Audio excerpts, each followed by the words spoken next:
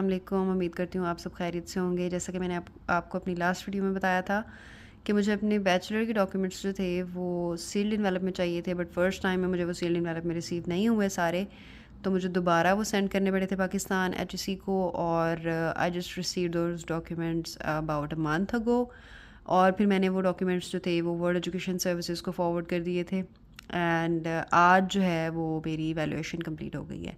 انہوں نے تقریباً 1 منتھ لیا ہے آلموسٹ. میں نے تقریباً I think 19th of March کو ریسیو ہوئے تھے ورلڈ ایجوکیشن سروسز کو یہ ڈاکیومنٹس، اور آج 13th آف اپریل ہے. آج جو ہے نا وہ یہ 11th آف اپریل کو ہی میری یہ جو ایویلویشن تھی وہ یہ کمپلیٹ ہو گئی تھی. ٹھیک ہے، تو ڈاکیومنٹس کو ریسیو کر کے ویریفائی کرنے میں یہ لوگ تقریباً 3 ویکس لیے ہیں انہوں نے. اس کے بعد جو ہے ایویلویشن جو ہے وہ 1-2 دن میں کر دی ہے.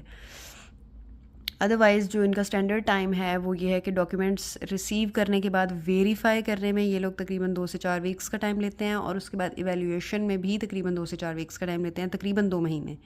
ٹھیک ہے، بٹ ایویلویشن انہوں نے 1-2 دن میں ہی کر کے جو ہے نا وہ رپورٹ اپڈیٹ کر دی ہے. اور رپورٹ کی ایک فزیکل کاپی مجھے سینڈ کی ہے، اور ایک جو الیکٹرانک کاپی تھی یعنی ای میل کیا ہے انہوں نے directly to the concerned college, جو میں نے ایز اے ریسیپینٹ ایڈ کیا ہوا تھا اپنی ورلڈ ایجوکیشن سروسز کی اپلیکیشن کے اندر. شیئر کرنے کا بیسک مقصد یہ ہے کہ جو لوگ بھی پاکستان سے باہر موو ہو رہے ہیں، کسی بھی صورت میں موو ہو رہے ہیں، اگر ان کے ویزے کے پروسیس کے اندر ان کی ایویلیویشن شامل نہیں ہے، تب بھی برائے مہربانی آپ اپنی ایویلیویشن کروا کے جائیں، کیونکہ آپ کو بہت سارے مسئلے مسائل کا سامنا کرنا پڑ سکتا ہے. جب آپ پاکستان سے باہر چلے جاتے ہیں تو پھر آپ نے دوبارہ اپنے ڈاکیومنٹس جو ہیں وہ HEC کو سینڈ کرنے ہیں. یہی سب سے بڑا مسئلہ ہے آپ کے لیے. ٹھیک ہے، یعنی HEC ڈائریکٹلی تو آپ کے ڈاکیومنٹس ریسیو ہی نہیں کرے گا، کیونکہ اس کے لیے ان کو بینک ڈرافٹ چاہیے ہوتا ہے. اور اگر آپ کسی ایسی کنٹری میں موو ہوئے ہیں جہاں پر آپ کو کوئی اس طرح کا بینک نہیں ملے گا جو ڈائریکٹلی کسی پاکستان کے بینک کے ساتھ کنیکٹڈ ہو، تو پھر آپ وہاں سے بینک ڈرافٹ نہیں